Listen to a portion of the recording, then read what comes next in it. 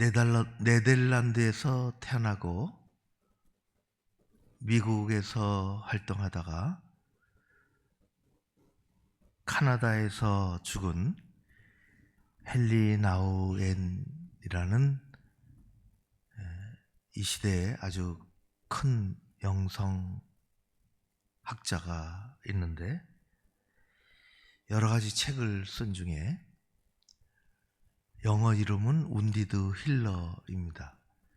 우리나라 번역은 상처 입은 치유자입니다. 사람들은 크고 작은 상처를 입고 살아가는데, 그 상처가 잘 치유되면 그 상처가 났던 것이 약점이 아니라 강점이 된다는 것입니다. 그래서 치유되지 못한 상처는 계속 곪고 터지고, 그것 때문에 자신도 주변도 힘들지만은, 치유된 상처를 가진 사람은 그것을 통해서 다른 상처를 가진 사람을 치유할 수 있다는 것입니다. 대표적인 것이 예수님이시죠. 그 책 속에서 그는 미국 현대 사회를 아버지가 없는 세상이다, 그렇게 얘기했습니다. 아버지 부재의 사회입니다. 세상에 아버지가 없다는 것입니다. 우선 가정에 아버지가 없다는 것입니다. 그것은 인구 통계학적으로 여러 가지 의미가 있죠. 이혼한 가정으로부터 또 아버지 역할을 못하는 그런 또 미혼모의 가정에 이르기까지, 아버지 부재의 사회 속에서 아이들은 책임감이 결여된 상태로, 그리고 역할할 수 없는, 그래서 개인적인 이 목표나 삶의 자리의 방황, 그리고 사회적인 문제로까지 대두된다는 것입니다. 근데 치유가 되면 더 큰 역할을 감당하는 것이죠. 세상에 아버지가 필요하고 우리에게도 아버지가 필요합니다. 아버지가 없는 세상, 교회. 그래서 사도 바울은 내가 복음을 그리스도 안에서 일반 스승은 있으되 아버지는 많지 아니하니 그리스도 예수 안에서 내가 복음으로써 너희를 낳았다 이야기합니다. 가르치려고 하는 사람은 많은데, 이렇게 해 저렇게 해. 그런데 사도 바울은 내가 낳았다는 매우 여성적인 표현을 씁니다. 내가 복음으로 낳았다, 사람을, 너를 낳았다는 것입니다. 공부를 게을리하고 성적이 계속 떨어지는 고등학교 아이가 있었습니다. 아버지가 보다 못해 참다 못해 한마디 합니다. 야, 링컨은 내 나이 때 돈 벌어서 일하면서 공부했다. 너는 아버지가 돈 주는데 공부 그것도 잘 못하냐. 아버지가 아들에게 그렇게 얘기하니 아들이 질세라 들이댑니다.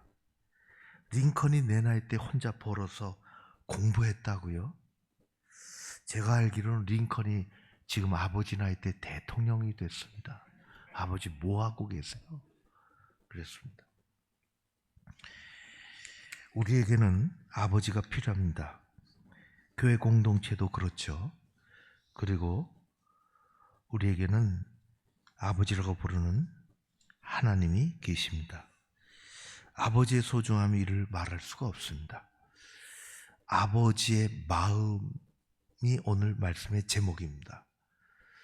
아버지가 제일 큰 상처를 받았습니다. 아들은 그렇게 상처를 받지 않습니다.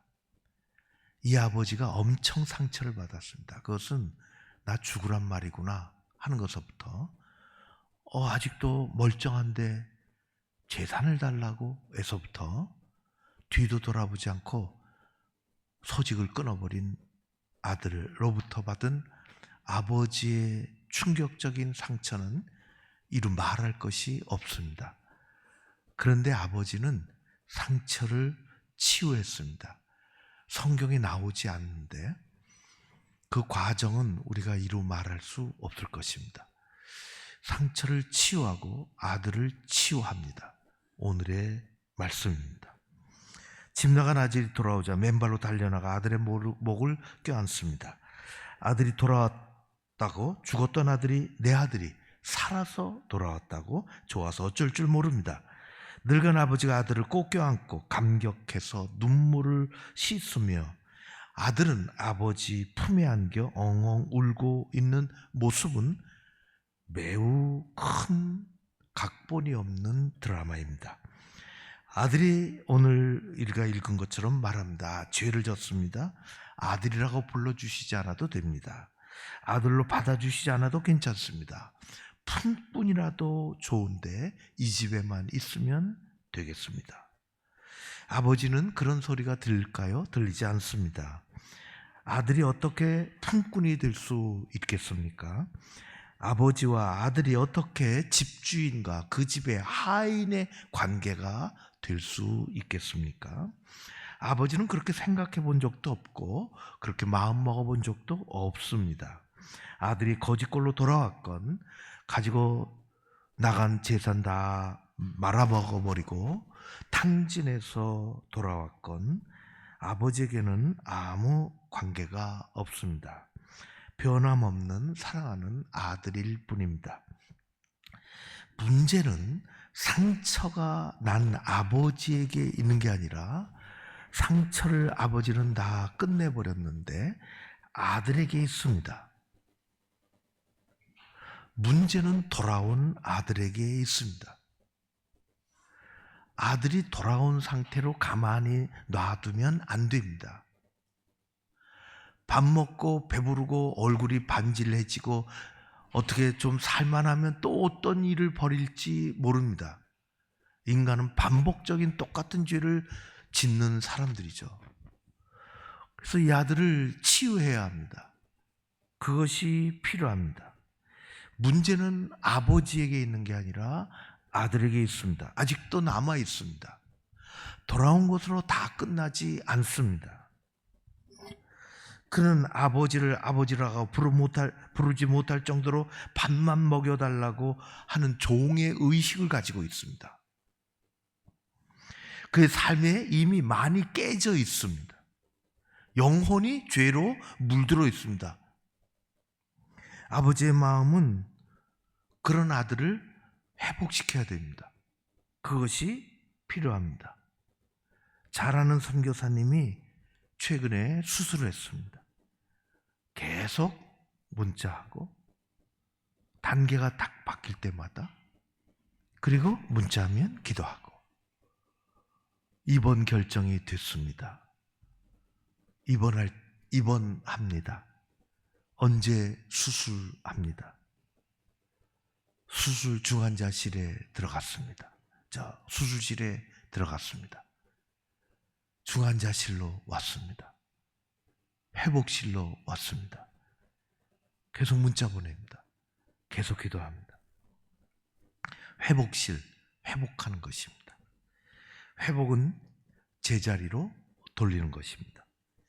회복은 멀어진 것을 처음의 자리로 되돌리는 것입니다. 이것이 아버지의 마음입니다. 집에 돌아왔다고 아들이 역할을 못합니다. 그 자리를 회복시켜야 되는 것입니다. 깨어진 것을 처음에 정상적인 상태로 돌려놓는 것입니다. 그래서 성경은 읽어보십시오. 거대한 회복의 과정입니다. 거대한 회복의 과정입니다. 창세기에 불순종으로 죄를 짓고 아버지를 떠나 하나님을 떠나 아버지를 떠나 갔던 사람이, 우리 인간들이, 사람들이 예수 십자가로 다시 하나님을 만나 거대한 회복의 과정입니다. 우리는 회복을 잘해야 합니다. 병상에서 그렇게 돼야 되는 것처럼, 예의 주시하고 있어야 되는 자리인 것처럼 정말 회복을 잘해야 됩니다. 성경은 거대한 회복의 책입니다. 이스라엘 백성들이 출애굽을 합니다. 죄의 자리에서, 하나님의 애굽이라는 종의 자리에서 하나님의 백성으로 회복되어지는 그 거대한 과정을 그린 게 그 출애굽입니다. 바로의 종에서 하나님의 백성의 자리로 금방 올까요? 금방 못 옵니다. 그게 한계입니다. 수많은 세월이 필요합니다. 또 가르치고 또 얘기하고 뭐 그런 수많은, 이스라엘 백성들은 40년 과정도 다 이수하지도 못했습니다. 어디에 묶여있고 잡혀있는 삶의 자리에서 해방과 자유의 자리로 회복하는 것이 필요한데, 그것은 그리 쉬운 일은 아닙니다. 우리도 마찬가지죠. 아버지는 다 회복이 됐습니다. 상처받은 아버지는 회복이 됐습니다. 그러나 아직도 죄에 물들어 있는, 밥이나 해결해야 되겠다고 온 그 아들이 진정한 아들의 자리로 돌아오는 데는 아버지의 역할이 필요한 것입니다. 하나님 아버지는 지금도 우리를 새로운 자리로 회복시키시고 삶의 자리에서 우리를 새롭게 해주시기를 원하십니다. 교회에 대입해 보십시오. 똑같습니다. 예배 자리가, 예배 시간이, 예배 모양이 갖춰져 있지만은 교회라는 것이 거듭나야 하는 것처럼 회복되어진다는 것은 그리 쉬운 일이 아닙니다. 관성이 붙어 있습니다. 예수관을 잘라버리는 것이 그리 쉽지 않습니다. 회복이 되는 것입니다. 하인들은 각자의 자리에서 일하다가 깜짝 놀랐습니다. 마당에서 시끄러운 소리가 들리는 것입니다. 가만히 들어보니까 울음소리가 들립니다. 뛰쳐나가서 모였지요. 이게 무슨 소린가? 희한한 광경, 보지 못했던 광경을 봤습니다. 주인이 아들을 품고 아들은 울고 있는 것입니다. 하인들은 아들이 어떤 모습으로 집을 뛰쳐나갔으며 어떤 모습으로 돌아왔는지 소상히 알고 있습니다. 아들이 집을 나간 후에 늙으신 아버지가 아들 돌아오기를 기다리며 한숨과 눈물이 가득한 세월을 어떻게 보냈는지 다 보았던 장본인이 있다면 그 하인들입니다. 아들이 어떤 꼴로 나갔는지 알고 있습니다. 그런 모습으로 얼마나 지났을까? 아버지는 눈을 들어 주변을 살펴보니 이 재회의 기쁨에 동참하고 있는 하인들에게 이렇게 말하고 있습니다. 제일 좋은 옷을 가지고 와라. 손에 낄 가락지를 가지고 와라. 발에 신길 신을 가지고 와라. 2번, 3번 읽어보십시오. 한마디가 생략되어 있습니다. 무엇들을 하고 있느냐? 너희는 빨리 가서 아들이 입을 제일 좋은 옷을 가지고 오고 손가락에 끼워줄 가락지를 가지고 오고 발에 신길 신을 가지고 와라. 빨리들 해라. 사랑하는 아버지는 망에서 돌아온 아들을 진정한 아들의 자리로 회복시켜야 합니다. 회복시키는 것이 중요합니다. 아버지는 다 생각하고 있었습니다. 3가지를 가져오라고 했습니다. 3가지는 우리가 읽은 것처럼 몸에 입을 좋은 옷, 손에 낄 가락지, 발에 신길 신발. 저는 아버지가 가지고 온 이 3가지 물건을 생각하면서 읽으면서 몇 가지 중요한 영적인 사실을 깨닫게 됐습니다. 그것을 다음 시간에 내일 더 자세히 이야기를 나누려고 합니다. 옷, 가락지, 신발, 이 세 가지 물건은 모두 개인의 몸, 손, 발에 맞아야 쓸 수 있는 물건들입니다. 맞지 않으면 아무 필요가 없는, 맞지 않는 신발 준 것 신을 수가 있겠습니까? 맞지 않는 가락지 누가 갖다 준 것 낄 수 있겠습니까? 자기 몸에 맞지 않는 옷, 어울리지 않는 옷 갖다 줬들, 그것은 다 필요 없는 옷들입니다. 옷은 입는 사람의 몸에 맞아야 합니다. 하인들에게 가져오라고 한 옷은 아무나 아무 옷이나 지금 당장 벗겨야 되겠으니 그런 뜻이 아닙니다.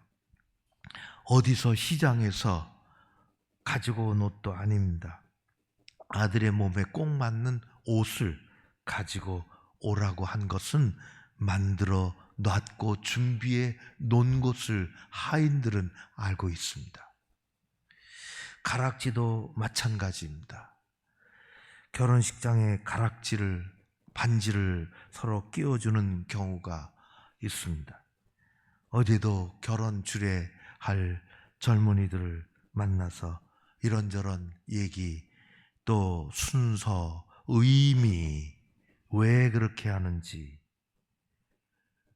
하고 싶은 게 있는가 물었더니 반지를 끼워주고 싶다고 합니다. 다 손에 딱 들어가 맞게 맞췄을 것입니다. 보나마나 그렇습니다. 신발도 마찬가지입니다. 자기 발에 맞지 않는 신은 신이 아닙니다. 신을 수가 없습니다. 아버지가 가지고 오라고 하는 신은 맞든지 말든지 아무 신이나 가지고 와. 지금 뒤축이 다 벗겨지고 다 해져버린 이 신을 버려야 돼 라는 것이 아니라 아들을 위해서 생각해 놓은, 나갈 때 신겼던 그 좋은, 그 딱 맞는 신을 준비해 놨으니 그것 너희들이 알지 않느냐? 그것 가지고 와라. 이 세 가지 물건은 언제 돌아올지 모르는 아들을 위해서 오래전서부터 준비해 놓은 것입니다. 이 세 가지 물건은 세상의 아들을 다시 아버지의 아들로 회복시키는데 절대적으로 필요한 것입니다. 우리는 아버지의 아들의 자리에 돌아와야 하는 것입니다. 하나님은 남이 입던 옷을 벗겨다 입히지 않으셨습니다. 남들과는 다른 내게 필요한 옷을 입혀 주셨습니다. 세상의 옷은 필요하면 이것도 입을 수 있고 저것도 입을 수 있습니다. 또 마음에 맞는 것, 또 때로는 화려하게도 입을 수 있습니다. 그러나 하나님이 입혀주신 옷은 화려한 옷이 아닙니다. 필요한 옷입니다. 딱 맞는 옷입니다. 참으로 귀한 옷입니다. 은혜의 옷을 입혀주시는 것입니다. 하나님은 남이 끼던 반지를 빼서 끼워주시지 않습니다. 하나님은 손에 딱 맞는, 너는 특별한 존재야, 너는 내 것이야, 나는 내 하나님이야. 이것이 구약의 언약입니다. 하나님은 남이 신던 신을 벗겨서 신기지 않으십니다. 내게 꼭 맞는 그 신을 신고 세상에 다닐 수 있도록 만드시는 것입니다. 사도 바울은 복음의 신이라 그렇게 얘기했습니다. 하나님의 사랑은 우리 한 사람 한 사람에게 맞춤형 사랑입니다. 우리 누구도 다 함께 그렇게 취급되지 않습니다. 하나님은 우리 한 사람 한 사람을 개인적으로 지키시고 일으키시고 더 나은 자리로 이끌어 주시는 것입니다. 이걸 잘 깨달아야 될 텐데요. 어디 가서 깨달을 수 있을까요? 하나님은 교회의 자리를 옮기십니다. 더 나은 자리로 회복시켜 주시는 것입니다. 하나님께서 우리를 어떻게 사랑하시는지 우리는 잘 깨닫고 회복의 자리에서 반드시 하나님께서 이끄시는 곳으로 나가야 할 줄로 믿습니다. 이것이 우리를 향하신 아버지의 마음입니다. 아버지는 그렇게 살아갑니다. 아버지 부재의 시대에서 산다고 했습니다. 우리는 아버지를 부르며 살아갑니다. 무엇을 해야 할지, 어떻게 해야 할지, 왜 하는 것인지 아버지의 마음을 이제는 회복되었을 때 헤아리는 것입니다. 둘째 아들은 아버지의 마음을 모릅니다.